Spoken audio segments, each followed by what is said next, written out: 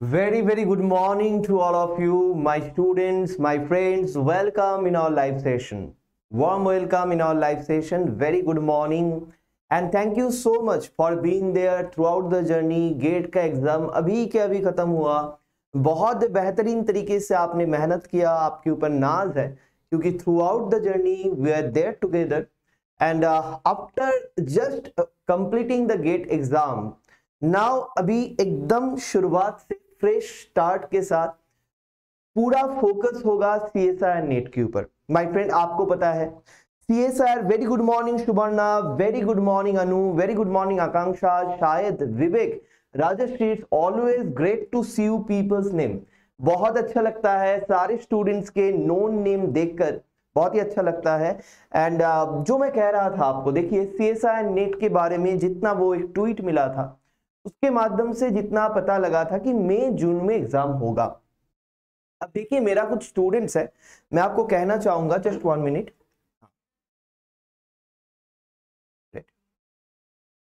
मैं आपको कहना चाहूंगा एक बात जो बहुत ही इंपॉर्टेंट है। देखिए एक खबर है जो एक्सक्लूसिवली मैं आपके साथ शेयर कर रहा हूं। I have one student who is a research scholar in A CSIR lab. तो उनके मानिए सीएसआईआर का बोर्ड मेंबर्स भी बहुत सारे होते हैं।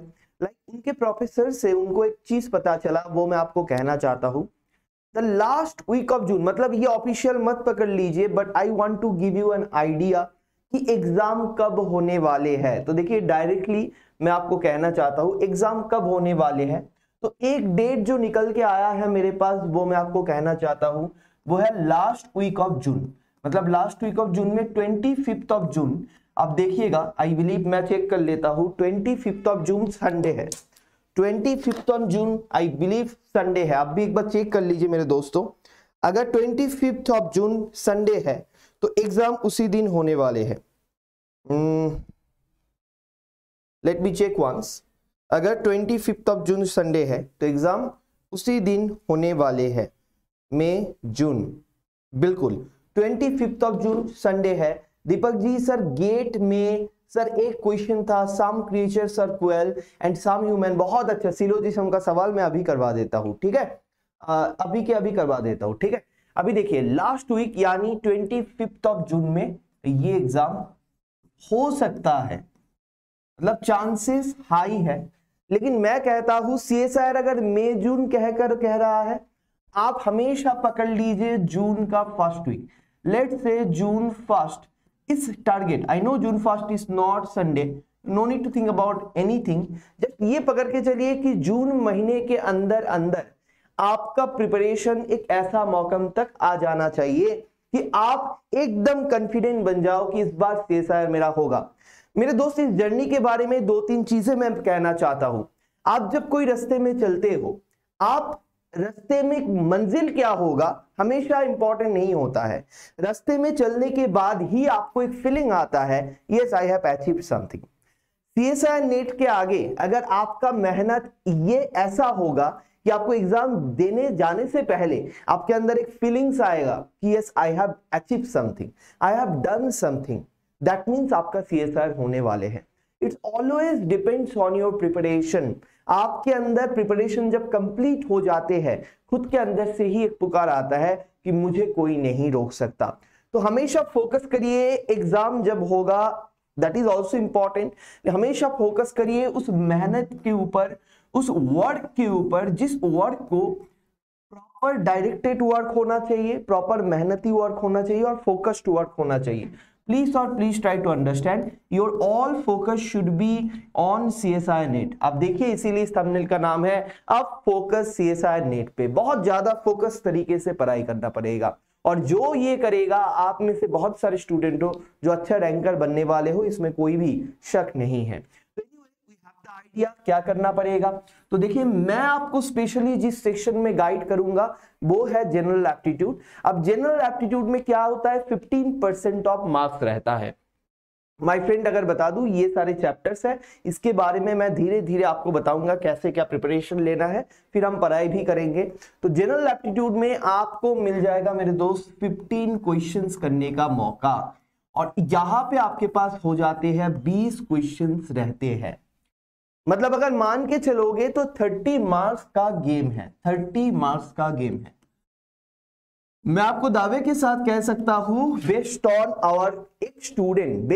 आवर एक स्टूडेंट्स परफॉर्मेंस दिस सेक्शन, अगर आप सही ढंग से जो जो चीजें मैं बताऊंगा वो आप सुनोगे, इस सेक्शन में चाहे आपका मैथ में डर हो ना हो, चाहे कोई भी 10 साल पहले भी अगर आप मैथ कर चुके हो, 10th के बाद मैथ नहीं किए हो, बिलीव मी और नॉट, अगर आप मेरी बात सुनने के लिए तैयार हो, 20+ मार्क्स सच में आते हैं। ठीक है, last year we had a student Gayatri Aswa जिनका ऑल इंडिया रैंक 17 आया था। आप जाके एक बार देखिए, उनका इंटरव्यू भी वीडियो में अवेलेबल है इस चैनल के ऊपर भी। उन्होंने भी कहा सिर्फ और सिर्फ sir CSIR net applicable for only MSc student और फॉर ग्रेजुएट ऑल्सो। मैं दीपक आ रहा हूं आपके सवाल में। सिर्फ और सिर्फ इस CSIR NET general aptitude live batch जहां पे 24 लेक्चर्स होते हैं, उन्होंने दावे के साथ कहा कि सिर्फ वो लेक्चर्स देखकर ही, ज्यादा प्रैक्टिस ना करने के बाद भी 20 मार्क्स उन्होंने लेकर आया। ये कैसे पॉसिबल है? क्योंकि एप्टीट्यूड में पॉसिबल है सर। मैं आपको दावे के साथ कहता हूं, जब मैं क्लासेस लेता हूं ना, एक सवाल देने के बाद मैं कहता हूं आप ट्राई करो, तो वो जो 2 घंटे है, उस 2 घंटे में स्टूडेंट्स जो आते हैं, बच्चे जो आते हैं, वो खुद ट्राई करते हैं। और जब आप खुद ट्राई करते हो, हर दिन 10-12 सवाल खुद ट्राई करते हो, जनरली आपका प्रैक्टिस हो रहा है। सिमिलरली यूट्यूब, आप यूट्यूब में आ जाइए, हमारे जो स्टूडेंट्स हैं उनको पता है, यूट्यूब में हम लोग बताएंगे, मैं बताऊंगा आपको, दिनेश सर बताएंगे कि आप इस सवाल को करिए, तब आप ट्राई करोगे। ये जो ट्राई कर रहे हो ना, इसी के माध्यम से आपका तैयारी हो जाएगा। कुछ और पढ़ने का, थ्योरी पढ़ने का अलग सा कोई जरूरत नहीं है। बिलीव मी, आप लाइव मतलब इसमें आइए, लाइव सेशन में आइए, लाइव बैचेस में आइए, that is more than enough. उसके साथ साथ ही आपका प्रैक्टिस हो जाएगा। ठीक है, चलिए तो अभी देखिए ये 20+ मार्क्स लाने का फायदे क्या क्या है। ठीक है, I would love to tell you something, then we will start the topic. देखिए एप्टीट्यूड को कैसे आपका स्ट्रेटेजी में डालना है, ये बहुत ही ज्यादा इंपॉर्टेंट है। देखिए एप्टीट्यूड में मैंने अभी क्या भी कहा कि 15 क्वेश्चंस होते हैं और 15 क्वेश्चंस अटेम्प्ट करना होता है 20 क्वेश्चंस में। तो यानी फुल मार्क्स जो अटेम्प्ट करने का आपका जगह रहता है वो है 30 मार्क्स, करीब करीब 1 यूनिट का मार्क्स। अगर आप कोई भी सब्जेक्ट से हो, एक सब्जेक्ट एक पर्टिकुलर यूनिट में फोकस करते हो, तो यही मार्क्स होता है एक सब्जेक्ट में, एक टॉपिक में। तो एनीवे अभी मैं थोड़ा आपका सवाल ले लेता हूँ, फिर स्ट्रेटेजी में आता हूँ। बहुत सारे सवाल आए हैं। दीपक जी ने कहा very good morning Deepika Sharma ji, very good morning, welcome. Deepak ji ने कहा CSIR नेट की applicable for only MSc student और for graduate also. Deepak Sharma ji देखिए, आपको MSc पढ़ाई में रहना चाहिए। आप अगर इंटीग्रेटेड मास्टर्स कोर्स में हो तब भी आप दे सकते हो, समझ में आ रहा है आपको, लेकिन सेमिस्टर वाइज डिपेंड करता है। अगर आप सेमिस्टर MSc में हो तो आप फर्स्ट सेम में नहीं दे सकते हो मेरिट। आप थोड़ा ये देख लीजिएगा कि अभी फाइनलाइज्ड क्या है, मैं शॉर्ट वीडियो भी बना दूंगा इसके ऊपर, लेकिन मुझे जहां तक याद है कि आप सेकेंड थर्ड सेम से दे सकते हो। ठीक है, 1 ईयर कंप्लीट होने के बाद आप आराम से दे सकते हो। Shayad ji good morning, Umesh ji good morning, Rajshree sir SET के लिए भी वीडियो अपलोड कीजिएगा। बिल्कुल, सेट के लिए भी जो मैथमेटिकल चीजें हैं वो मैं आपको बता दूंगा ताकि आपको हेल्प मिल जाए। ठीक है, ये सर मेरा MSc फाइनल है, बट बहुत बढ़िया, MSc फाइनल में आप दे सकते हो। अब देखिए ये 30 मार्क्स में अगर आप 20 मार्क्स लाने में 20 मार्क्स आपका आ जाते हैं,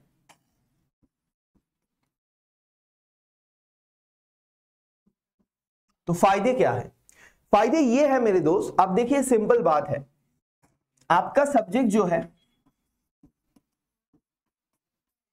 और ये एप्टी है, चाहे आपका सब्जेक्ट जो भी हो, फिजिक्स केमिस्ट्री मैथ्स बायोलॉजी कुछ भी हो, 170 मार्क्स आपका सब्जेक्ट से आप कर सकते हो, मैक्स टू मैक्स 170 आप अटेम्प्ट कर सकते हो।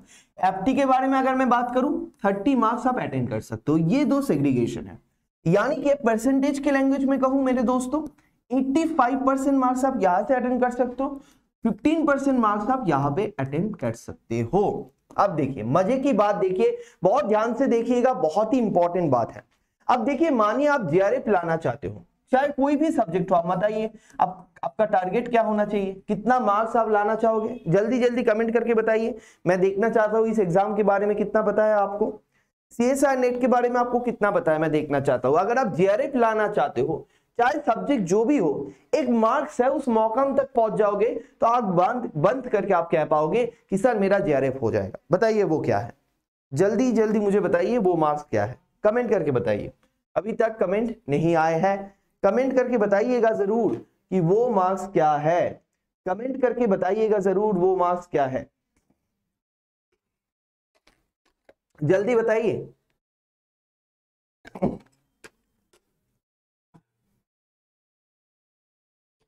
Write down in the comment box, write down in the comment box 120। देखो सबको सब पता है, क्या बात है।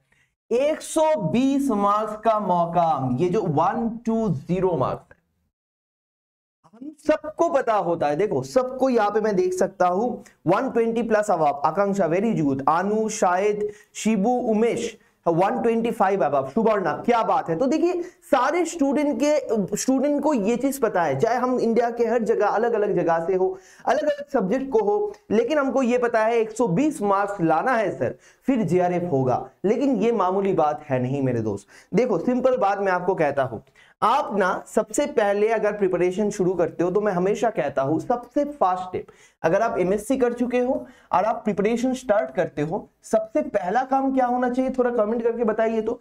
सबसे पहला काम क्या होना चाहिए, मानिए कोई जूनियर आपका है, आप गाइड कर रहे हो या फिर आप खुद कुछ प्रिपरेशन स्टार्ट करना चाहते हो सीएसआई नेट के लिए, तो सबसे पहला काम क्या होगा, जल्दी कमेंट करके बताइए। सबसे पहला स्टेप क्या होना चाहिए, सबसे पहला स्टेप क्या होना चाहिए माय फ्रेंड, मैं ये देखना चाहता हूं सबसे पहला स्टेप क्या होना चाहिए। Write down in the comment box what do you think. अगर कोई प्रिपरेशन स्टार्ट कर रहा है पहली बार सीएसआई नेट के लिए, तो सबसे पहला स्टेप क्या होना चाहिए। एक आप तो क्या कहोगे सर सिलेबस। अब देखिए सिलेबस तो वही मोटा मोटा सिलेबस आपको एमएससी में पढ़ाया जाता है, अप्रोच अलग होता है। तो आपको ऐसा नहीं कि सिलेबस का चीज पता नहीं होता है, ग्रेजुएशन से पता है, ग्रेजुएशन से भी सवाल आ जाता है पार्ट बी में। अब क्वेश्चन ये है सर सीएसआई नेट के बारे में फुल इंफॉर्मेशन, शायद इंतजार इंफॉर्मेशन तो ठीक है आपको मिल भी जाएगा, लेकिन जो चीज सबसे इंपॉर्टेंट है और लोग करते नहीं है वो है सबसे पहले सीएसआई नेट का एक क्वेश्चन लेकर टेस्ट देना चाहिए। आप कहोगे सर पढ़ाई वढ़ाई कुछ नहीं, टेस्ट दू, बिलीव मी और नॉट, जब भी आप सबसे पहले एक टेस्ट दोगे ना, उसमें कभी भी ऐसा सवाल नहीं रहेगा कि आपको पता ही नहीं है। आपका एक लेवल हमेशा होता है। जब मुझे याद है MSc, I was in MSc third semester. I applied for CSI NET and I went to give CSI NET. My preparation was not that good. मैंने कुछ खास प्रिपरेशन नहीं लिया था, और जब एग्जाम देने के लिए गया उस एग्जाम में करीब करीब मुझे 80 प्लस मार्क्स मिला था 200 में। तो देखिए इसके लिए मैंने अलग सा मेहनत नहीं किया, तो मुझे लगा था यार दुनिया में इससे इजी एग्जाम तो हो ही नहीं सकता, और वो गलतफहमी 2 दिन में टूट गया। क्योंकि मैंने जब देखा मेरा आज लेवल 80 प्लस है और मैं स्ट्रेटेजी के अलावा सिर्फ पढ़ाई करके नेक्स्ट टाइम जब गया था वही मार्क्स ज्यादा होकर 87 हुआ। तो मैंने सोचा कि इतना पढ़ाई ना करके भी मुझे 80 मिल गया और पढ़ाई करने के बाद भी 87 मिला, तो मतलब क्या है, मतलब है मेरे दोस्तों स्ट्रेटेजी भी इंपॉर्टेंट है और आपका लेवल, आपका सब्जेक्ट में आपका एक लेवल हमेशा होता है। याद रखिएगा, ध्यान रखिएगा, ध्यान से सुनिएगा। इस साल में मेरा लेवल 80 मार्क्स पाने जैसा ही था। अगर मैं जितना भी हाथ प्यार मारूं, मेरा ये 80 मार्क्स कुछ अलग नहीं हो सकता जब तक मैं स्ट्रेटेजी ना बदलूं। सेकेंड ईयर में सब्जेक्ट में, अच्छा ये दोनों ही साल मैंने एफटी अटेम्प्ट ही नहीं किया था। मैं आपको कहना चाहता हूं आई am from mathematics background, but exam hall में फोकस के ऊपर, स्ट्रेटेजी के ऊपर बहुत सारी चीज डिपेंड करते हैं। मैंने ये दोनों ही साल एफटी अटेम्प्ट ही नहीं किया। अगर मैं सोचिए यहाँ पे 20 मार्क्स ला सकता था, कुछ तो 93 था कट ऑफ, तो मैं आराम से क्वालिफाई कर सकता था। समझ में आ रहा है आपको। तो ये मेरा गलती है, जो मेरा गलती से मैंने सीखा मैं आपको बताऊंगा, मेरे स्टूडेंट के माध्यम से जो एक्सपीरियंस मुझे मिला वो मैं बताऊंगा आपको। तो देखिए 80 प्लस और 87, और भी एक इंपॉर्टेंट बात है सर इतना पढ़ाई करने के बाद सिर्फ 7 मार्क्स ज्यादा हुआ, हाँ ये इंपॉर्टेंट है। आप हर साल आपको समझ में आ जाएगा आपका सब्जेक्ट का लेवल क्या है, आप कितना मार्क्स लेकर आ सकते हो। बाकी मार्क्स आपको प्लान करना है इस 30 मार्क्स से, और उस मार्क्स को, मानिए आप एफटी में 20 मार्क्स लाना चाहते हो, do not expect last 5 minute देकर आपको एप्टी में मार्क्स मिल जाएगा, नहीं मिलेगा। हमेशा याद रखिएगा, ये कल भी मैं बता रहा था, marks is directly proportional to time. किसी भी चीज में कम टाइम देकर ज्यादा चीज हासिल करना बहुत ही बैड एटीट्यूड है। Do not think in that way, never ever. चाहे कोई भी सब्जेक्ट हो, कोई भी टॉपिक हो, कोई भी चीज हो जिंदगी में, कभी भी ये मत सोचिएगा कम मेहनत से चालाकी से निकाल जाऊंगा ना, देयर इज नो शॉर्टकट। आपको अगर एप्टी से 20 मार्क्स लाना है, उसके लिए करीब करीब आपको 20 मिनट टाइम रखना पड़ेगा एग्जाम हॉल में, ये बात समझ लीजिए, ठीक है। अगर आप एप्टी से मानो 10 मार्क्स लाना चाहते हो तो आपको 10 to 15 मिनट टाइम रखना पड़ेगा, ठीक है। ये 30 मिनट तक भी होगा तो चलेगा, 25-30 मिनट तक भी जाएगा तो चलेगा, क्योंकि 20 मार्क्स कम नहीं है मेरे दोस्तों। पार्ट सी में 20 मार्क्स लाने के लिए 4 क्वेश्चंस करना होता है, ये बात ध्यान रखिएगा। Anyway, I believe it's clear. तो जो मैं बात कह रहा था आपको, मैं 60% मार्क्स आपको चाहिए जेआरएफ क्वालिफाई करने के लिए। अब ये कभी भी नहीं होता है, बहुत सारे एक्सपीरियंस टीचर्स, बहुत सारे मेरे दोस्त हैं, उनसे बात हो चुका है, जेआरएफ क्वालिफाई करने के लिए अगर आपको 120 मार्क्स चाहिए, आप 130 अटेम्प्ट करके कभी भी आशा नहीं कर सकते हो कि 120 मार्क्स आपको मिल जाएगा। सीएसआर नेट एक ऐसा एग्जाम है जो कोई एक यूनिट को बहुत सालों से पढ़ा भी रहा है, वो टीचर भी आपको 100% कंफर्मेशन नहीं दे सकते हैं कि मैं 100% मेरा टॉपिक से सवाल करके आऊंगा या मुझसे हो जाएगा एग्जाम हॉल में।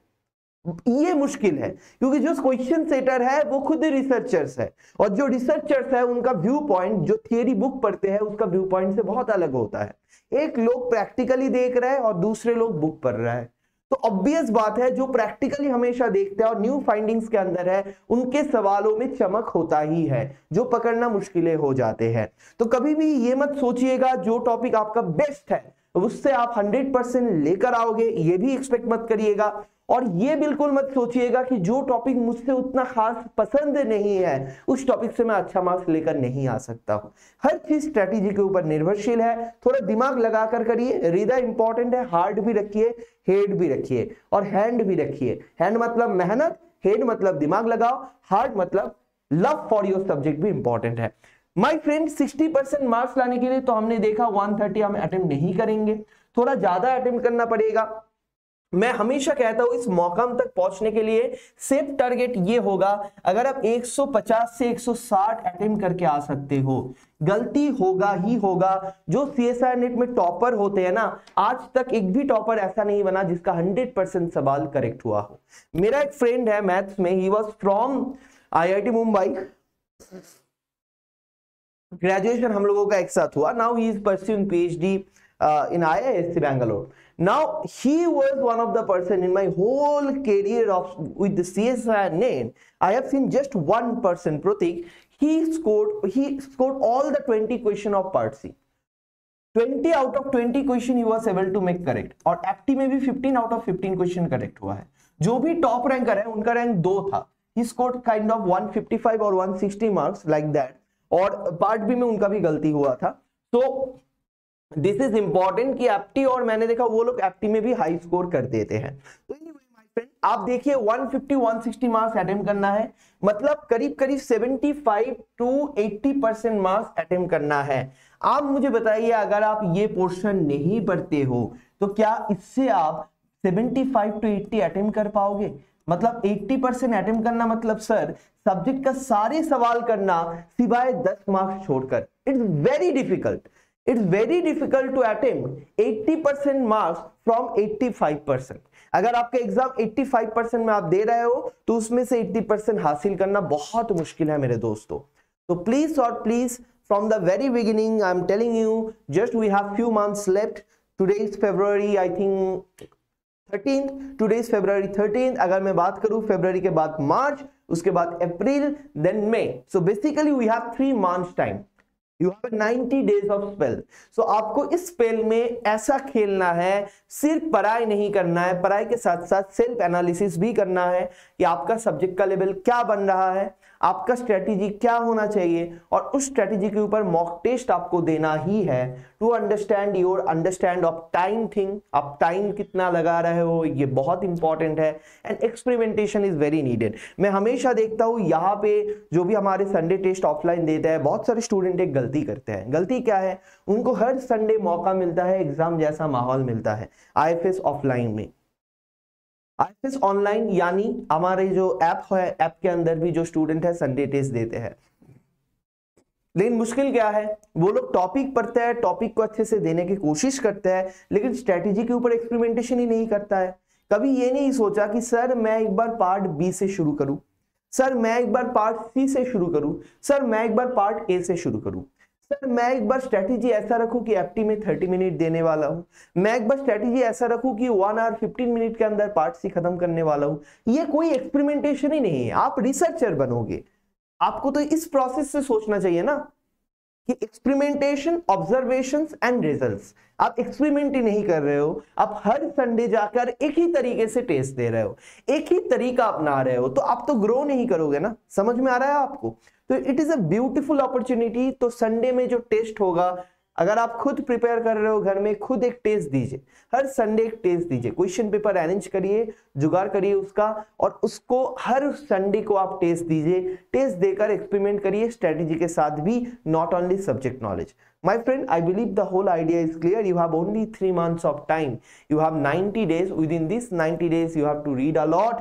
So forget about everything. This is everything in your life right now. Everything in your life. Okay?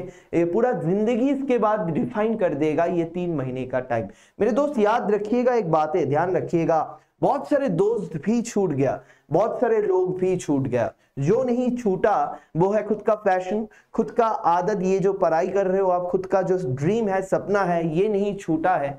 और उस सपने को आप जिस उम्र में हो, मुझे लगता है सबसे ज्यादा प्रायोरिटाइज करना चाहिए।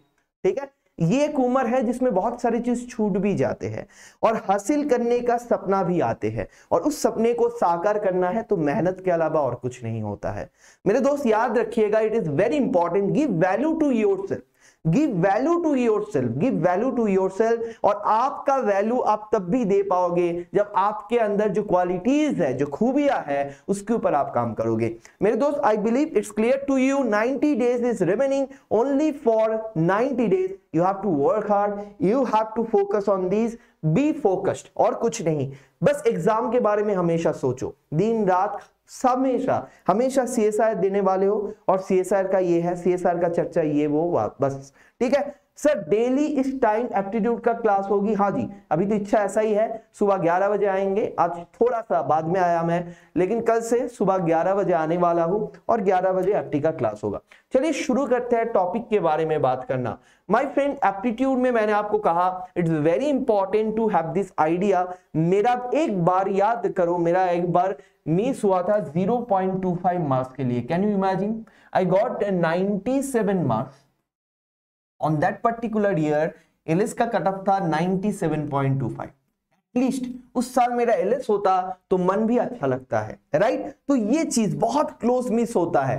खैर वो अलग बात है, मैं कभी भी रिग्रेट नहीं किया जिंदगी में। So I never regret because I enjoyed my journey. So every time I got failed, I never regret. Then I got successful also, it's okay, fine. But the thing is that कि ultimately मैंने कुछ सीखा इन चीजों से कि वो must work on the strategy. So anyway my friend, sir नमस्कार, जय जगन्नाथ। सर यूट्यूब में पूरा सिलेबस होगा ना? अरे बेशक होगा बिमल, यूट्यूब में पूरा सिलेबस होगा, यूट्यूब में सब होगा।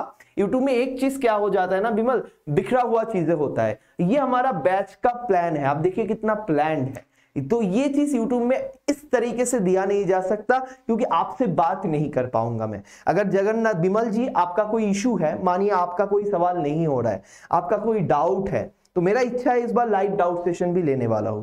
मतलब ऐसा मैं आ जाऊंगा और आप डाउट देने वाले हो मुझे, मैं डाउट करवाऊंगा, लेकिन वो अलग बात है। लेकिन लाइव बैच में मैं आपके साथ बातें करता हूं, कनेक्शन होता है, और मैं खूब बहुत मन से चाहता हूं कि यूट्यूब थोड़ा एडवांस हो जाए, यूट्यूब थोड़ा एडवांस हो जाए और हम सब गुल मिलकर यूट्यूब में भी बात कर पाए। कितना बेहतरीन होगा सोचिए। तो एनीवे, तो the thing is that this is your CSIR NET general aptitude. Please take a screenshot of that. These are the chapter जो आपको करना है। CSIR NET general aptitude, please और please take a screenshot of that. These are the 24 chapters जो आपको पढ़ना है 3 महीने में। ये 24 चैप्टर अगर पढ़ लेते हो, इनमें से सबसे इंपॉर्टेंट क्या है जो लास्ट 2 साल 3 साल 4 साल में बार बार सवाल पूछा गया है, वो भी मैं बता देता हूं आज ही के आज।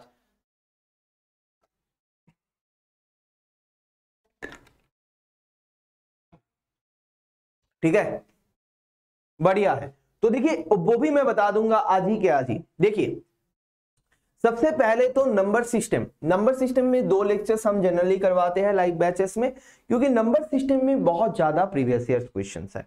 लेकिन नंबर सिस्टम में प्रीवियस ईयर क्वेश्चन आप देखोगे आप खुद कंफ्यूज हो गए, क्यों सर 2010-12 के टाइम पे 11-12 के टाइम पे जो सवाल आए हैं और आज जो सवाल आते हैं उनमें से एक ही पॉइंट बस कॉमन है, वो है यूनिट प्लेस या लास्ट डिजिट निकालने वाला सवाल।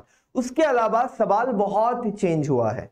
तो आपको हमेशा याद रखना है, आप किसी भी चैप्टर में जब प्रिपरेशन शुरू करोगे आप हमेशा एमसीक्यू पीआईक्यू देखना शुरू करोगे 2022 से। ये बात मेरे एकदम प्रॉमिस कर दो आप हमेशा जब कोई भी सवाल का कोई भी चैप्टर का पीवाईक्यू घर में करोगे हमेशा आप स्टार्ट करोगे 2022 से। हालांकि चाहे आपके पास कोई भी बुक है, आपका आईएफएस जनरल एप्टीट्यूड का बुक है या फिर कोई भी बुक है आपके पास, सारे बुक में हमेशा, क्योंकि बुक को एक स्ट्रैटेजिक मतलब एक प्रॉपर उससे बनाना पड़ता है राइट अरेंजमेंट्स में, तो हमेशा आप देखिएगा 2010, 11, 12 से सवाल शुरू हुआ है जैसा हमारे आईएफएस बुक में है। तो आप अगर शुरू से शुरू करोगे तो आप मिसगाइडेड होगे। आपको क्या करना है, पीछे से शुरू करना है, ये बात ध्यान दीजिए। 2022 से शुरू करो। 2022 से मैं हमेशा कहता हूं, मेरा जो एक्सपीरियंस है 2014 तक करना चाहिए, उसके आगे अगर नहीं भी देखोगे चलेगा। 2022 से 2014 तक अगर आप पीवाईक्यू देखोगे, let me give you an idea, CSI net 5 question मतलब 5 डिफरेंट सब्जेक्ट्स के ऊपर होता है, art science, mathematical science, life sciences, physical sciences and chemical sciences.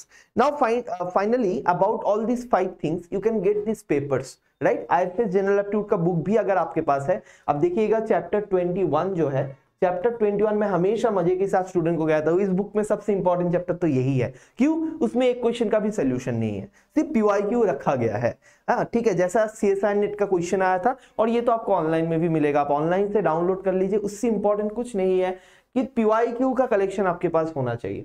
उस बुक में अगर आप देखोगे सबसे लास्ट यानी 2022 में आपको पेपर्स मिल जाएगा, किसका किसका, life science morning shift, evening shift, ठीक है। उसके बाद आपको केमिकल साइंस मिलेगा, फिजिकल साइंस मिलेगा, मैथमेटिकल साइंस मिलेगा, इनमें से ही आर्ट साइंस हुआ था कोई एक पेपर में।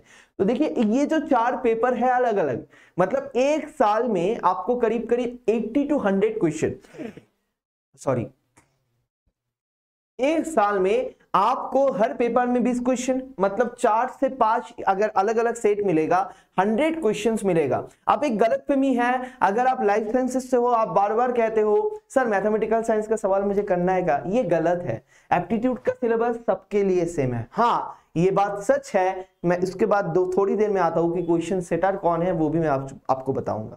तो ये बात सच है कि हर सब्जेक्ट में सब्जेक्ट का कुछ सवाल आता है। अगर physical science, very good morning ji, Vilasita ji, Om Prakash ji, very good morning, ये बात सच है कि कुछ सवाल आते हैं बेसिक साइंस का, जो अगर फिजिक्स वाले स्टूडेंट है फिजिक्स वाले पेपर में फिजिक्स बेस्ड सवाल आते हैं, केमिस्ट्री वाले पेपर में केमिस्ट्री बेस्ड सवाल आते हैं। मुद्दे की बात यह है, आज अगर आप केमिकल साइंस के स्टूडेंट हो, जैसा हाफ लाइफ निकालना, नॉर्मल डेरिवेटिव का एप्लीकेशन, जो चीजें आपको केमिकल साइंस में मैथ्स में पता होना चाहिए, सवाल उसी के माध्यम से आते हैं। लाइफ साइंसेस में जिस चीज को पता होना चाहिए, आप देखो गेट में भी लॉग के माध्यम से सवाल करते हैं लाइफ साइंसेस में, क्योंकि आपका एनालिसिस में पॉपुलेशन जेनेटिक्स बताइए, सारी जगह बताइए, वहां पे आपको थोड़ा बहुत क्या लगता है, थोड़ा बहुत कॉम्बिनेशन लग जाते हैं, थोड़ा बहुत काउंटिंग लग जाता है, इसीलिए परम्यूटेशन कॉम्बिनेशन से सवाल आते हैं।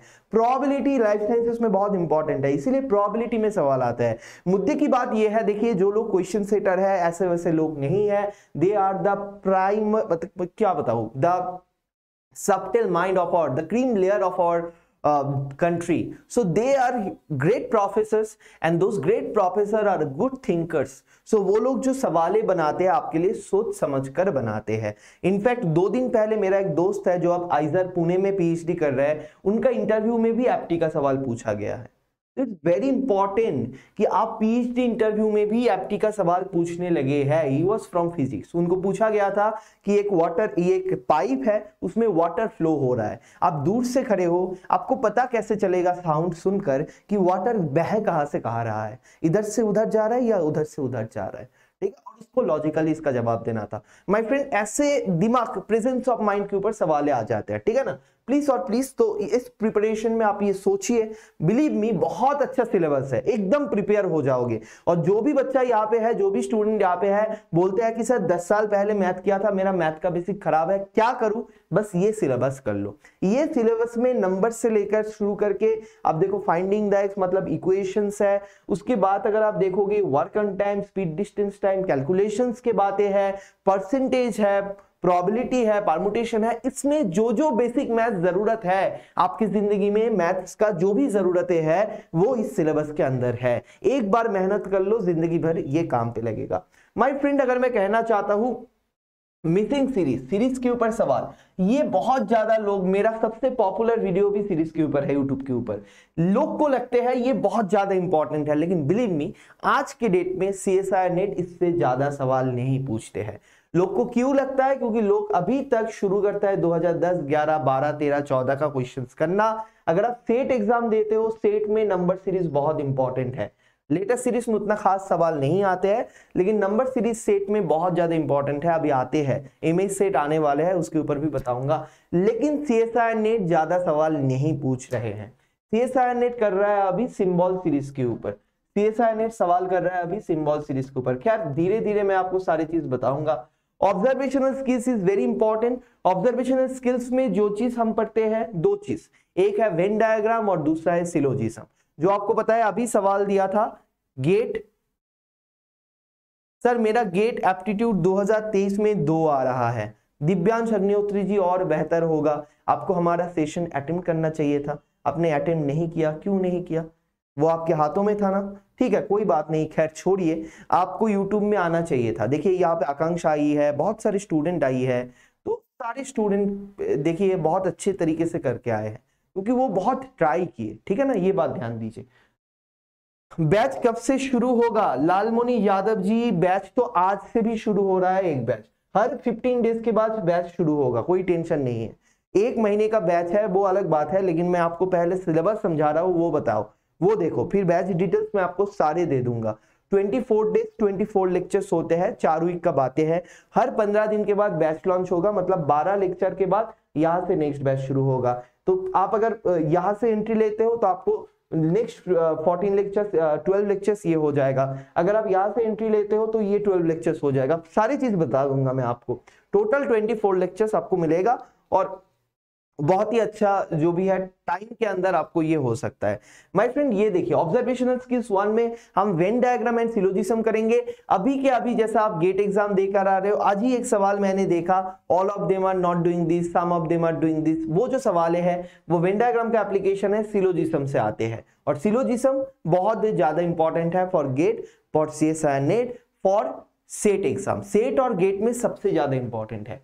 वेन डायग्राम भी बहुत इंपॉर्टेंट है, वेन डायग्राम में तरह तरह के सवाल आते हैं। ऑब्जर्वेशनल 2 में हम करेंगे काउंटिंग फिगर्स, मतलब नंबर ऑफ ट्राइंगल्स ढूंढना, नंबर ऑफ स्क्वायर ढूंढना, नंबर ऑफ देखा आपने लास्ट ईयर भी सवाल आया, इस साल भी सवाल आया, नंबर ऑफ रेक्टेंगल ढूंढना, नंबर ऑफ स्क्वायर ढूंढना, नंबर ऑफ ट्राइंगल ढूंढना, ये सारे सवाल।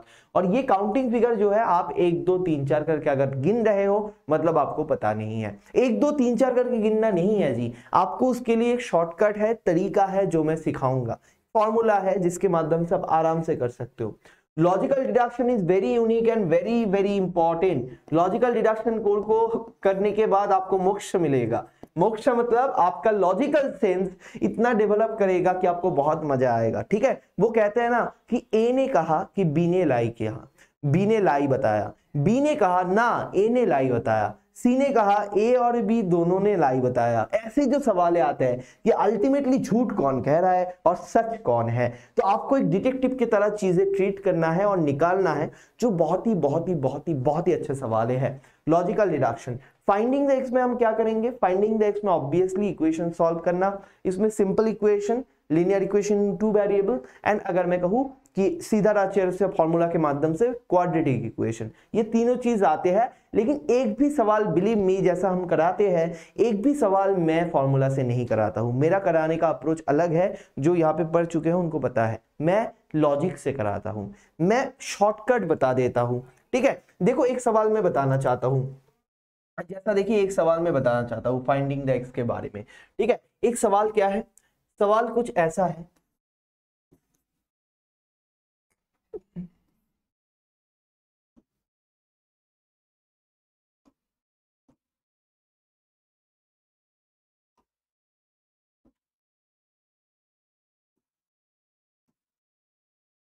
Number of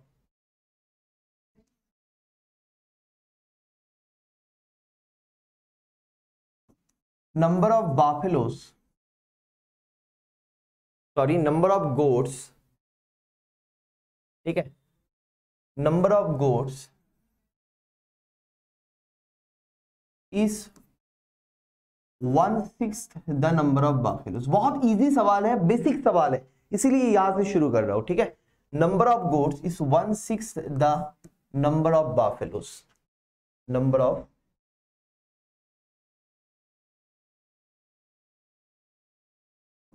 buffaloes. ठीक है, number of goats is 1/6 the number of buffaloes if the total number of goats and buffaloes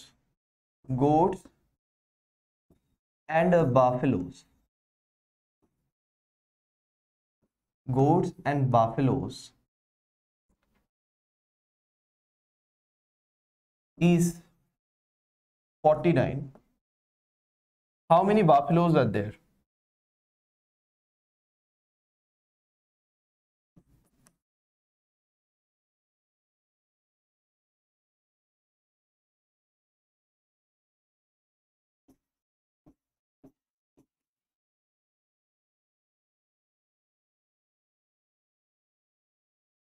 बताइए, मानिए ये सवाल है।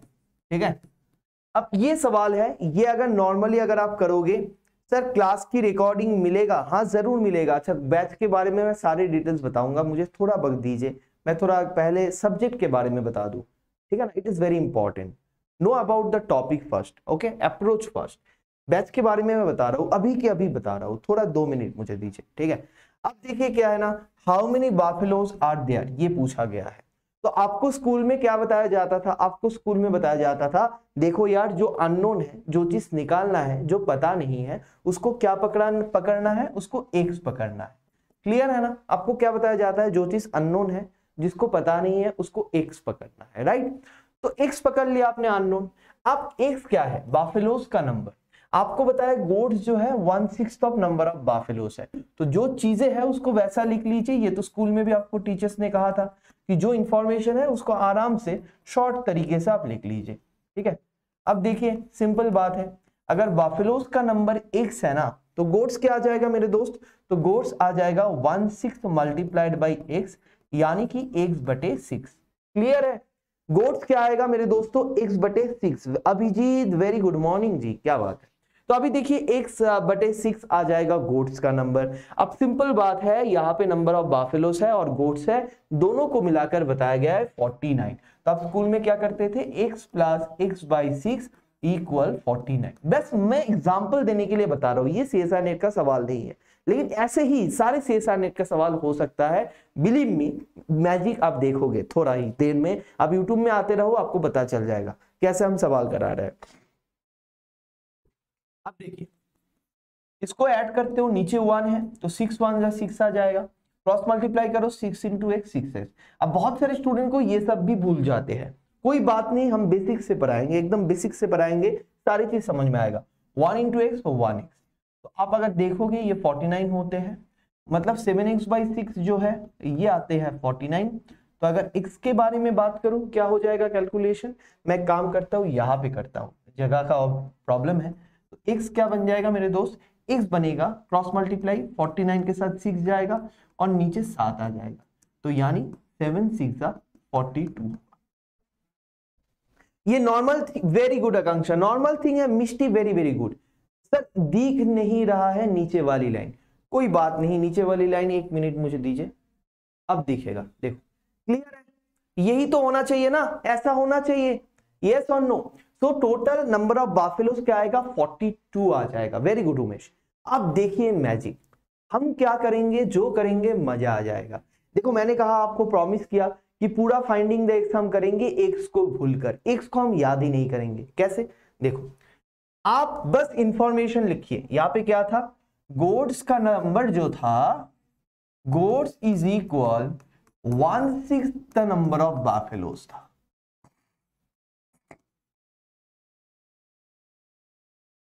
ये जो 1/6 है ये एक फ्रैक्शन है, तो सबसे पहले तो हम लोग ये देखेंगे इसका मीनिंग क्या है।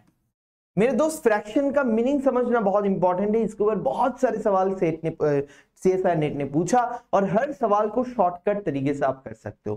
कैसे शॉर्टकट तरीके से हम कर सकते हैं, देखिए शॉर्टकट तरीके से हम ऐसे कर सकते हैं, शॉर्टकट तरीके से ऐसे कर सकते हैं। मानिए कि अगर 1/6 है, इसका मतलब क्या है कि सर अगर 6 बाफेलोज है तो उसके रिस्पेक्ट में एक गोट है, समझा नहीं सर मतलब 1/6 है, मतलब 6 बाफेलोस और एक गोट, इसका मतलब क्या बता रहे हो, देखो मैं समझा रहा हूं। मान लो कि बाफेलो 6 यूनिट्स है, 6 यूनिट्स का मीनिंग क्या होगा पता नहीं, आपको बस पकड़ लिया 6 यूनिट्स। अगर बाफेलो 6 यूनिट्स है तो गोट कितना आएगा, 1/6 into 6 दैट इज 1 यूनिट ना, हाँ या ना बताओ। कि अगर बाफेलो 6 यूनिट्स है तो गोट्स 1 यूनिट आएगा कि नहीं आएगा जी बताइए। बाफेलोस अगर 6 यूनिट्स है तो गोट 1 यूनिट आएगा कि नहीं आएगा बताइए, जरूर आएगा। तो सर टोटल कितना बना, अच्छा बाफेलोस है 6 यूनिट्स और गोट्स है 1 यूनिट, मतलब टोटल कितना बन गया, 6 + 1 7 यूनिट बन चुका है। अच्छा लेकिन ये आपके वर्षन का है टोटल, तो आपने क्या देखा, टोटल 7 यूनिट बन चुका है, और 7 यूनिट का मतलब क्या है सर, 7 यूनिट का मतलब ही 49 है। क्यों सर, क्योंकि टोटल तो वही बताया गया है, टोटल 49 है। तो देखिए 6 + 1 7 यूनिट है, और 7 यूनिट का मतलब क्या है, 49 है। क्लियर है, क्लियर है, 7 यूनिट का मतलब 49 है सर। एक यूनिट का मतलब क्या होगा, 7 यूनिट्स का मतलब 49 है, एक यूनिट का मतलब 49/7 यानी 7 होगा। क्लियर है, हाँ या ना। 7 यूनिट का मतलब अगर 49 है तो एक यूनिट का मतलब यूनिटरी मेथड 7 होगा। क्लियर है सर, मतलब बचपन का वही unitary method, believe me it's fantastic. तो 6 यूनिट का मतलब क्या होगा सर, क्योंकि 6 यूनिट ही तो हमने पकड़ लिया, बाफेलोज है बिल्कुल। तो 6 यूनिट्स का मतलब क्या होगा, 6 × 7 यानी 42। क्लियर हुआ कि नहीं हुआ, जवाब आ गया। बस कितना इजी बन गया ना, कि 6 यूनिट बाफेलो है, 1 यूनिट गोट, 6 + 1 7, 7 का मतलब अगर 49 है, 7 चॉकलेट का प्राइस अगर 49 है, हर एक चॉकलेट का प्राइस 7 है, और हर एक चॉकलेट का प्राइस अगर 7 है तो 6 चॉकलेट का प्राइस 42 है। दैट्स इट, ऐसे ही हम करेंगे। और ये आदत के माध्यम से आप देखिएगा, आपको इतना मजा आएगा। मैं बार बार कहता हूं, जितना भी बैचेस है सबसे मजादार मुझे लगता है CSIR नेट का बैच पढ़ाने के लिए। गेट, CSIR नेट, सेट, सब में मुझे सबसे मजा आता है CSIR नेट पर बैच पढ़ाने के लिए, क्योंकि ऐसे ऐसे सवाल आया है ना CSIR PYQ में, जो PYQ करने के वक्त पे मजा आ जाते हैं। इतना लॉजिकल, इतना मजादार और इतना ट्रिकी। एक भी सवाल आपको, मैं बार बार कहता हूं, CSIR नेट में एक भी फॉर्मूला यूज ना करके सिर्फ और सिर्फ लॉजिक लगाकर आप आराम से 20 मार्क्स ला सकते हो। और मैं ऐसे वैसे नहीं कह रहा हूं, आपको प्रूफ करूंगा मैं। ऑप्शन से सोचना नाम का एक मेथड है, यानी ऑप्शन देखकर वेरीफाई करवाना होता है। कोई बच्चा अगर कुछ भी ना पढ़े, CSIR नेट में जाके हर सवाल में ये ट्राई करके आया, अब आज भी सवाल ओपन करिए, घर में ट्राई करिए कि हर सवाल को देखो, ऑप्शन से करने की कोशिश करो। सिर्फ ये कोशिश भी करेगा तो वो स्टूडेंट 6 से 7 सवाल करेक्ट करके आएगा, मतलब करीब करीब 12 से 14 मार्क्स। तो मार्क्स लाना पता होना चाहिए, ठीक है ना। हमेशा मैं कहता हूं कि वर्ल्ड में ऐसा बहुत सारे वर्ड है जो सिर्फ 100 सेना लेकर भी राजा ने जीता, और ऐसा भी वर्ड है जो 1 लाख सेना लेकर भी राजा ने नहीं जीता। तो आपने कितना सिलेबस कंप्लीट किया, आपको क्या नॉलेज है, उससे ज्यादा इंपॉर्टेंट आपके पास जितना है उसको आप कैसे यूज करते हो, it is very important. Sir इनमें से सारे टॉपिक पढ़ना है क्या सम इंपॉर्टेंट है? देखिए बैचेस में तो सारा पढ़ाएंगे हम लोग ताकि आपका थॉट्स डेवलप हो। तो it is very important to go through all this topic ताकि कैसे सोचना है ये आपका डेवलप हो। वो तो एक दिन में नहीं होगा। तो अगर आप बैच में पढ़ रहे हो, बेस्ट पार्ट है कि 24 दिन आप 2 घंटा करके सोचोगे। अब थोड़ा बैच के बारे में कह दूं, आज भी एक बैच लॉन्च हो रहा है। उस बैच में आज लेक्चर होने वाले हैं कैलेंडर। तो आज भी एक बैच लॉन्च हो रहा है, हर 15 दिन में एक बैच लॉन्च होगा। ठीक है, जैसा पूर्णिमा और अमावस्या आते हैं वैसा ही हर 15 दिन में चांद के तरह ये सर्कल बदलेगा। हर 15 दिन में बैच लॉन्च होगा, आप इनरोल कर सकते हो। इस बैच के बारे में अगर मैं कह दूं, इस बैच में 24 लेक्चर्स होने वाले हैं, यानी कि अगर मैं कहूं 4 वीक का लेक्चर्स है। सारे CSIR नेट PYQ बेस्ड है। हमेशा मैं कहता हूं जैसा CSIR नेट और गेट दोनों में ये सवाल है कि मूविंग ऑब्जेक्ट डायनामिक्स यानी स्पीड, डिस्टेंस, टाइम। लेकिन अगर आप गेट का बैच में पढ़ाई कर चुके हो और CSIR में पढ़ोगे आपको बिल्कुल अलग लगेगा। क्यों सर? क्योंकि बेसिक के अलावा सारे क्वेश्चंस अलग है, अप्रोच अलग है। CSIR में एक सवाल आते हैं कि ऐसा एक सर्कुलर ट्रैक है, वहां पे दौड़ रहा है, दो रनर दौड़ रहा है। एक रनर यहाँ से दौड़ना शुरू किया, एक रनर यहाँ से दौड़ना शुरू किया। कितने बार मुलाकात होगा स्टार्टिंग पॉइंट पे आने के पहले? तो ऐसा कुछ सवाल है जो किसी भी एग्जाम में नहीं आता है, स्पेशली CSIR में आते हैं। और अगर कोई नॉर्मल स्पीड डिस्टेंस टाइम का बुक पढ़ के आप पढ़ रहे हो तो कोई फायदा नहीं है ना। तो please do not waste your energy, it is very important. बहुत कुछ इधर उधर का चीजें हम पढ़ते हैं जिसका कोई मतलब नहीं है। गेट अ गुड सोर्स जिनको खुद पता है, जो खुद एग्जाम दे चुके हैं, जो खुद उस पर्टिकुलर चीज को देख चुके हैं, फिर खुद दे चुके हैं, हम लोग खुद एग्जाम दे चुके हैं, उसके बाद हम पढ़ा रहे हैं, हम स्टूडेंट्स को देख चुके हैं। और दूसरी बात यह है कि आप ये बात भी देख लीजिए कि सर पढ़ाने के बाद मुझे सवाल हो रहा है कि नहीं। अगर कोई टीचर आपको पढ़ा रहा है उसके बाद भी आप सवाल PYQ लेकर बैठ रहे हो और नहीं हो पा रहा है, मतलब आप तो ठीक ठाक नहीं पढ़ाई किए हो। ये बात ध्यान रखिएगा, ठीक है। Focus, source is very important. एक प्रॉपर सोर्स ढूंढिए और कैसा अप्रोच होना चाहिए, कैसे करना चाहिए, और देखिए कि ये मुझसे हो पा रहा है कि नहीं। हर मेडिसिन सबके लिए काम नहीं करता है, हर मरीज के लिए। तो आप देखो आपके लिए कौन सा मेडिसिन काम करेगा।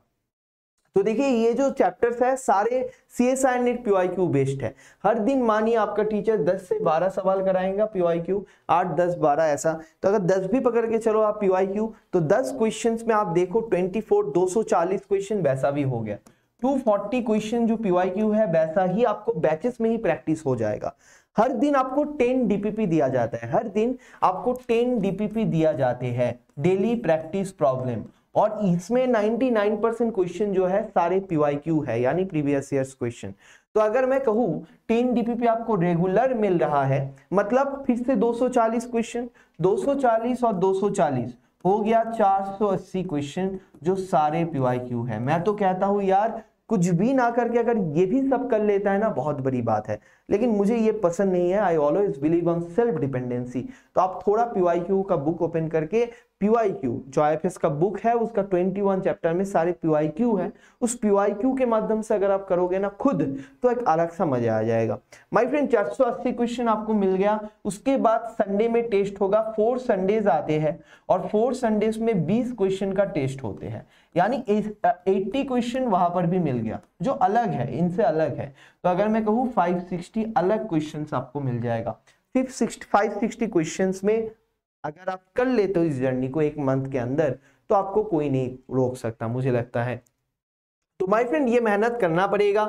अब देखिए logical deduction, finding the x, problem based on percentage 1 और 2, इसमें हम प्रॉफिट एंड लॉस के बारे में बात करते हैं, परसेंटेज के बारे में बात करते हैं और इंटरेस्ट के बारे में बात करते हैं, सिंपल एंड कंपाउंड इंटरेस्ट। इनमें एक ही चैप्टर सबसे इंपॉर्टेंट है जिससे सबसे ज्यादा PYQ आए हैं, वो है प्रॉफिट एंड लॉस। ना तो इंटरेस्ट में ज्यादा आया है ना परसेंटेज में, लेकिन सेंस रखना बहुत जरूरी है। Moving object dynamics is most important, market with most important. Speed distance time का सवाल CSIR नेट को बहुत पसंद, बहुत ही ज्यादा पसंद है मेरे दोस्तों। सर नेक्स्ट ईयर ट्राई करूंगी गेट, इंशाल्लाह बिल्कुल करेंगे आप शायद जी। और ये अगर आप ये सारे टॉपिक कर लेते हो ना, तो गेट का ये सुपर सेट है। अब उसके बाद सिर्फ गेट का PYQ रह जाएगा प्रैक्टिस करना, ठीक है ना। अब देखिए वर्क एंड टाइम जो है, work and time it's not that important for CSIR NET, but it is important for GATE and SET. तो बात ऐसा है, इसको ऐसे डिजाइन किया गया है कि अगर आप इस चैप्टर्स को पढ़ लेते हो एक बार के लिए, आने वाला सेट में भी आपको हेल्प मिलेगा 2 यूनिट में, एक है मैथमेटिकल रीजनिंग, एक है डेटा इंटरप्रिटेशन, बाकी और भी 8 यूनिट है वो आपको पढ़ना है, टीचिंग एप्टीट्यूड, रिसर्च एप्टीट्यूड, वो सब। एनीवे वर्क एंड टाइम हो गया।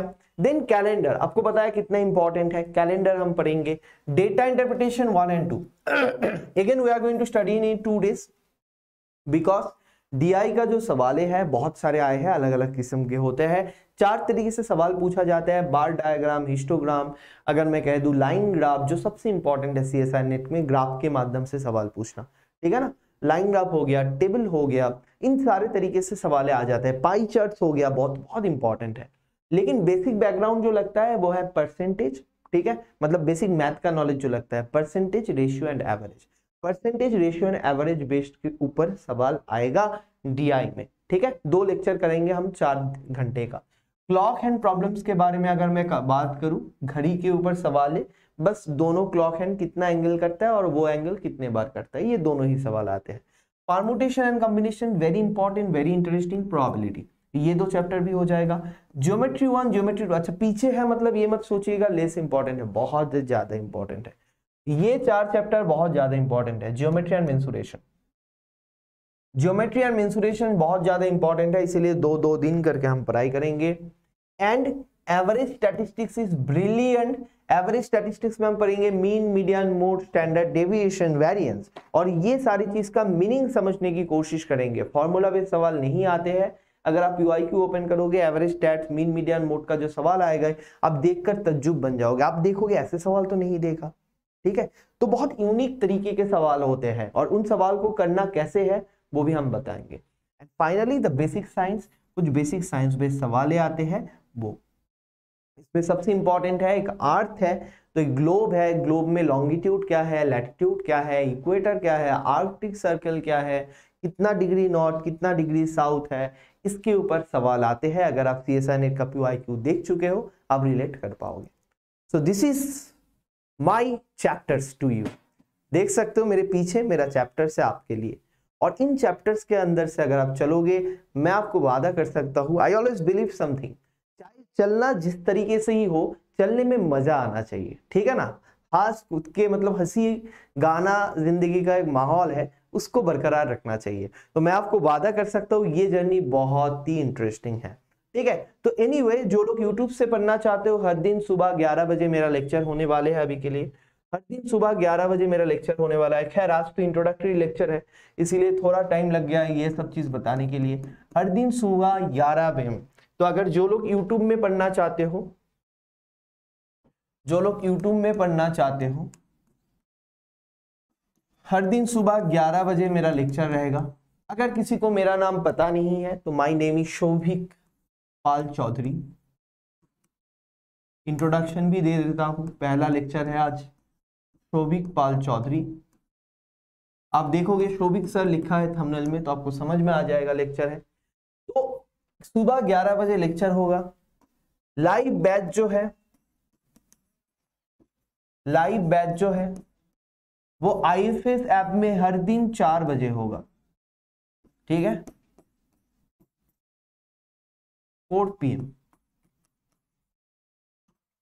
4 से 6 PM हर दिन एप्टीट्यूड का लेक्चर लेता है रहता है। आप जब भी एडमिशन लीजिए तब से 1 महीने का टाइम आपको मिलेगा, तो आप किसी भी दिन एडमिशन लीजिए।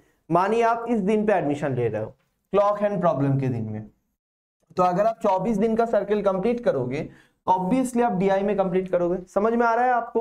तो आप किसी भी दिन चाहे एडमिशन ले लो, आपको हर दिन 4 बजे लेक्चर मिल रहा है लाइव बैचेस में। जिस दिन आप एडमिशन ले रहे हो उसके बाद आपको 4 वीक मिल जाएगा। अच्छी बात होगा अगर आप किसी मंडे से शुरू करोगे। क्यों सर? क्योंकि उस मंडे के बाद उस सैटरडे तक जो पढ़ाई होगा, संडे को एग्जाम होगा, तो बेस्ट होगा। लर्न फिजिक्स जी वेलकम। आपका नाम किस,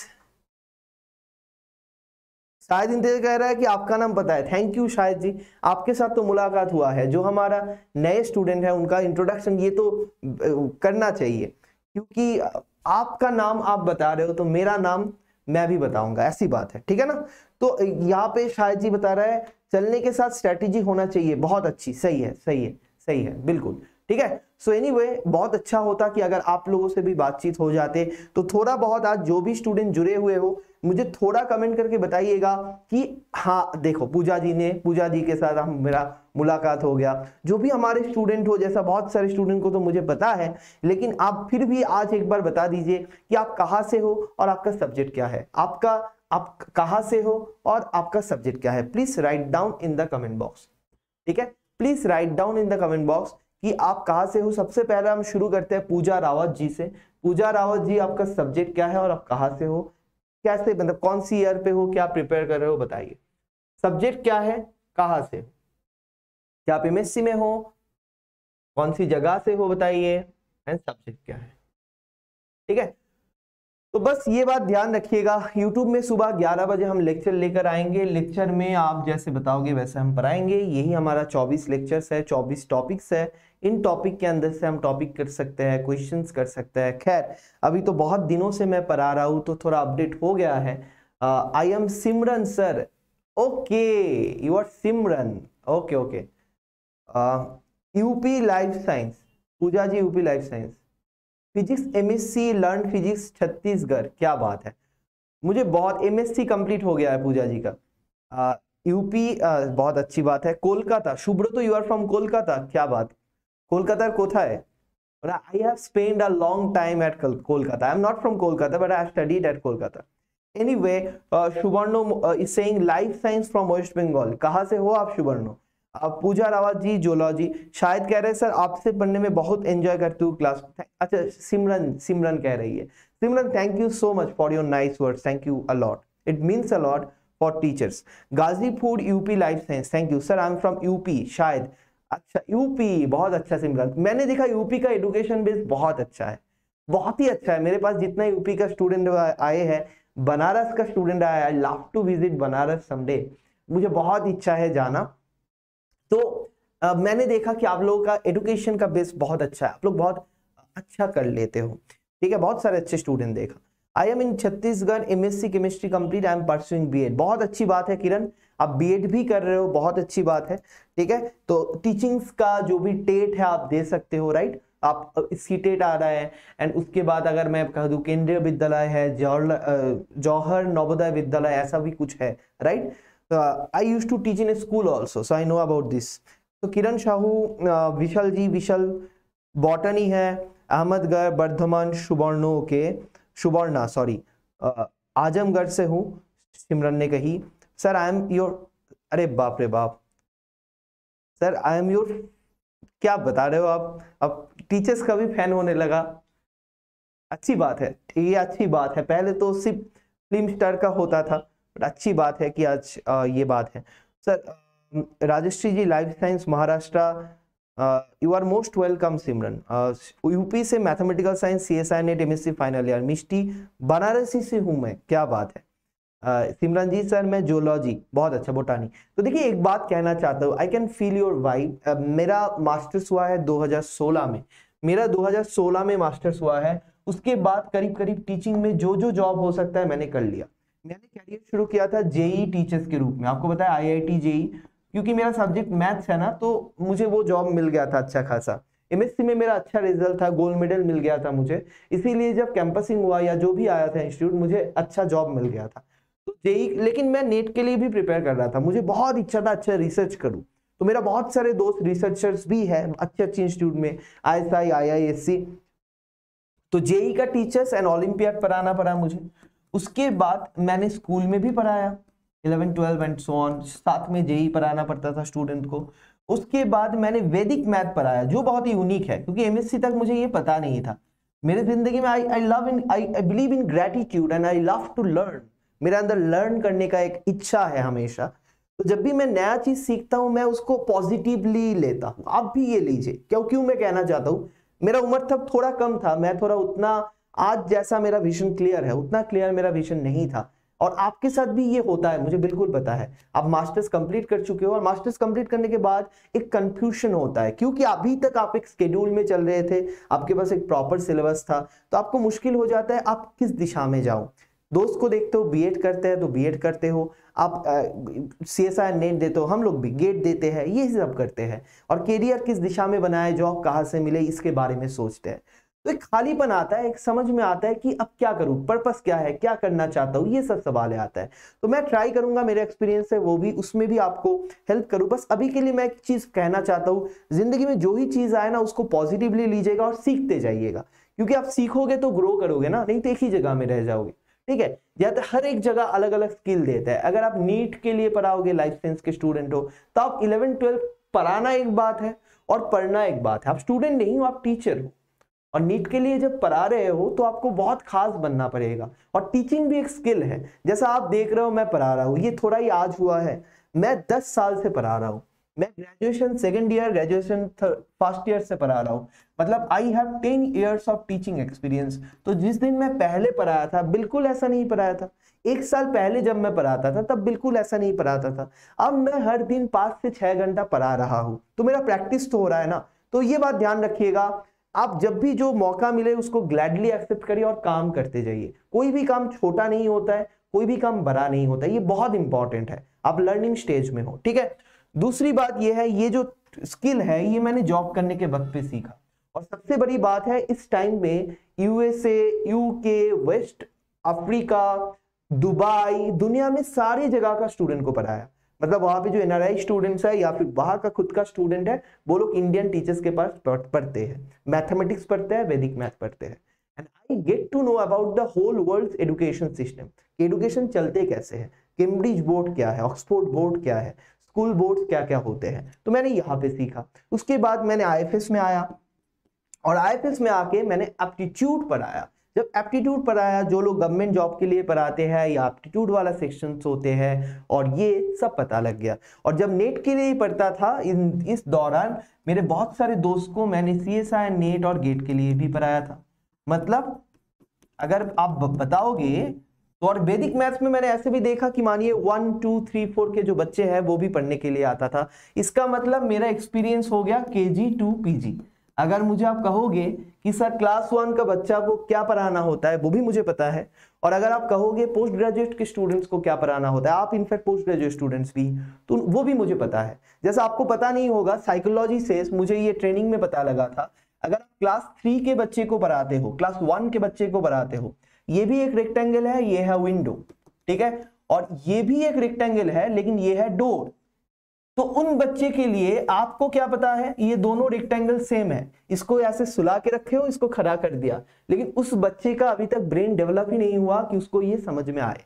तो आप उसको जितना भी डांटो, यार ये क्यों नहीं समझ में आ रहा है, वो समझ नहीं सकता है। उसके लिए ये पिक्चर और ये पिक्चर अलग है। अब कोई टीचर को अगर ये पेडागोगी, चाइल्ड पेडागोगी पता नहीं है, तो वो क्या करेगा, वो गुस्सा करेगा। तो ये इंपॉर्टेंट है, नॉलेज इज वेरी इंपॉर्टेंट। तो आपको पता होना चाहिए हर चीज के बारे में, ठीक है। सो सर यूट्यूब में जनरल एप्टीट्यूड के सीरीज कब से स्टार्ट होगी CSIR नेट के लिए? लर्न फिजिक्स जी ऑलरेडी शुरू हो चुका है, आपके सामने मैं खड़ा हूं और मैं कहीं नहीं जाने वाला हूं, आपके सामने हूं। हर दिन सुबह 11 बजे आज से ही शुरू हो गया, और this is part of this journey. Today is the first lecture, so I need to give you a motive an idea in which direction you should go, right? Thank you everyone. Sir friends में अकेली हूँ CSIR net के लिए, कोई बात नहीं friends. आजकल friends का डेफिनेशन माहौल बनाना है, यूट्यूब में आ जाओ। अब देखो यहाँ पे इतने दोस्त हैं, अगर आप लाइव बैचेस में आते हो, हम लोग एक व्हाट्सएप ग्रुप बना देते हैं। उस व्हाट्सएप ग्रुप के अंदर बहुत सारे स्टूडेंट मिल जाएगा जिसके साथ नया मुलाकात होगा। जिंदगी में आगे बढ़ोगे, नया नया लोग मिलेगा, बिछड़ेगा, सब कुछ होगा। जस्ट एंजॉय द जर्नी, ठीक है। तो जो दोस्त आपको इस यूट्यूब में मिलेगा, जो दोस्त आपको बैचेस में मिलेगा, उनके साथ बातें करिए, क्योंकि वो आपको समझेंगे।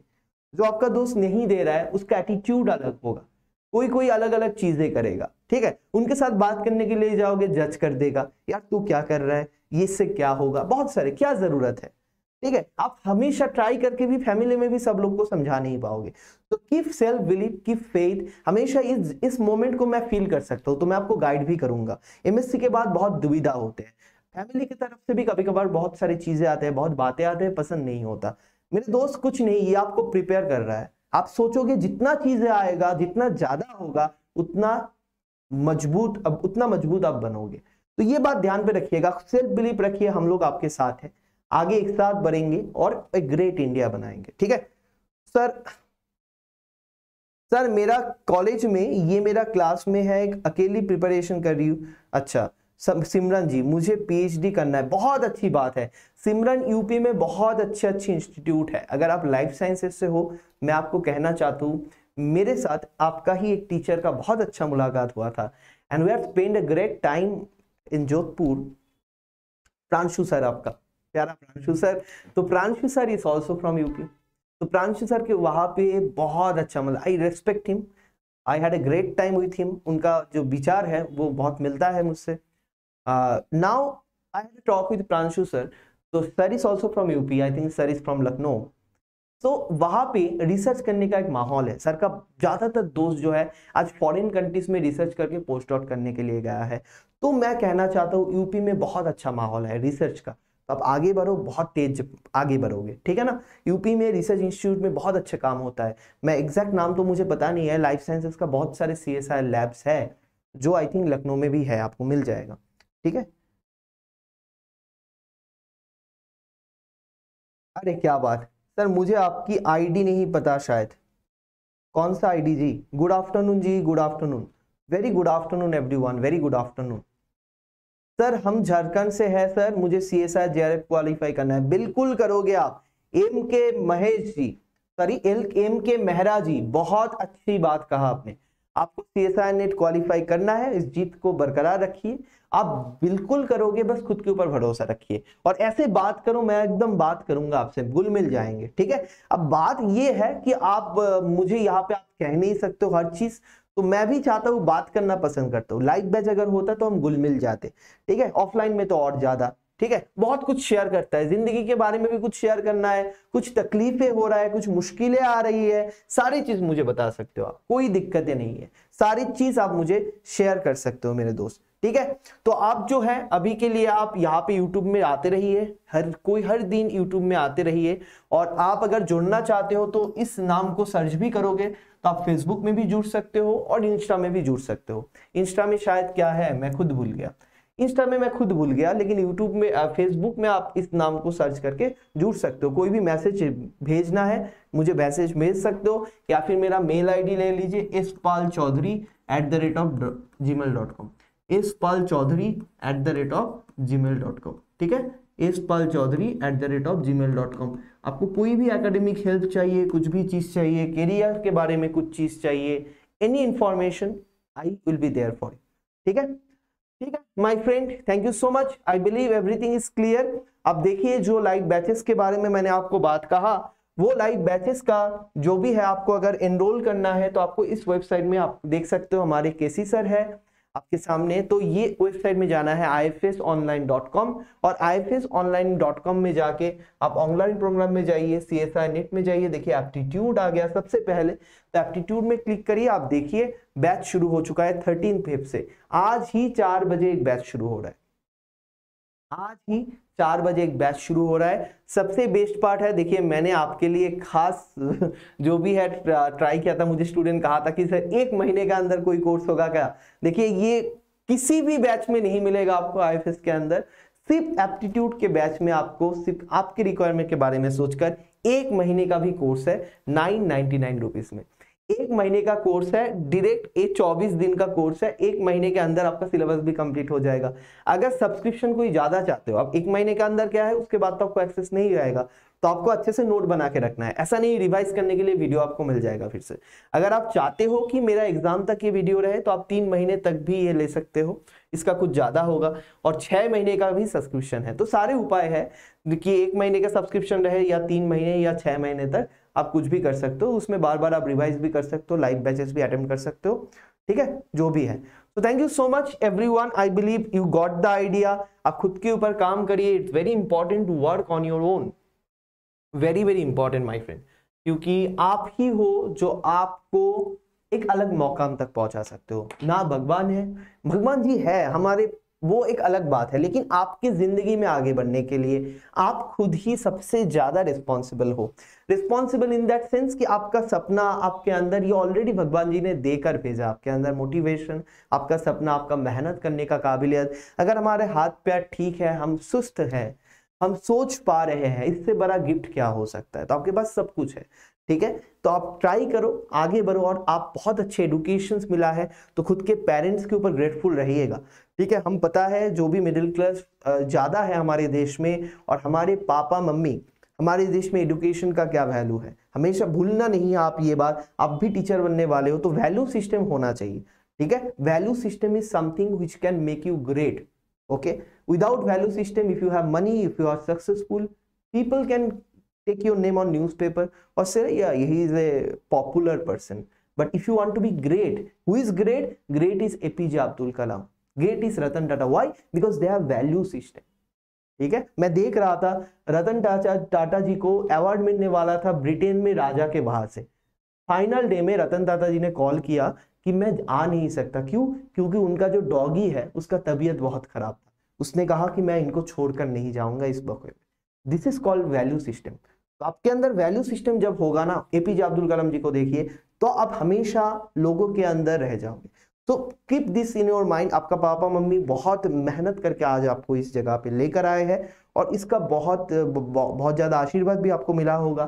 तो आने वाले दिनों में बस उसके ऊपर भरोसा रखिए और आगे बढ़ते रहिए, कुछ मत सोचिए, ठीक है। खराब बुरा कुछ नहीं होता है, आप आगे बढ़ते रहिए। कभी बुरा लगेगा, कभी अच्छा लगेगा, यही जर्नी है, इसके माध्यम से चलना पड़ेगा, ठीक है। चलो, thank you so much my friend. कल सुबह 11 बजे आ जाइएगा, बेहतरीन तरीके से सेशन करेंगे, सवाल वगैरह लेकर आएंगे, और सवाल जब करेंगे तब मजा आ जाएगा, क्योंकि हम वाव मेथड से करेंगे, मैजिक करेंगे, ठीक है। Thank you everyone. सर मैंने सेट पेपर 1 पेपर का लाइव क्लास ज्वाइन किया है, एप्टीट्यूड तो आप ही पढ़ाएंगे ना, अनुरूप सिंह जी। सेट के बारे में I don't know, I can tell you about CSI NET and GATE. I am going to teach for CSI NET and GATE and CUET. CUET के बारे में भी मैं आपको कहना चाहता हूँ। सीयूईटी जो भी बच्चे पढ़ना चाहते हैं सीयूईटी पीजी के लिए, तो उनका भी मैं पढ़ाऊंगा, ठीक है। सेट पेपर 1 मैं आपको यूट्यूब में पढ़ा दूंगा, ठीक है। चलो सर, आपका कोई टेलीग्राम आईडी है? सर बिल्कुल है, मुझे पता नहीं है ना, मुझे शोभिक पाल चौधरी सर्च करिएगा, आ सकता है। I have a Telegram ID, students ask doubts there. तो अगर आपको भी डाउट पूछना है तो आप पूछ सकते हैं, ठीक है। Thank you everyone, thank you, thank you. Sir आपका कोई टेलीग्राम आईडी है? हाँ बता दिया। Thank you everyone, let's meet tomorrow at 11। Good bye.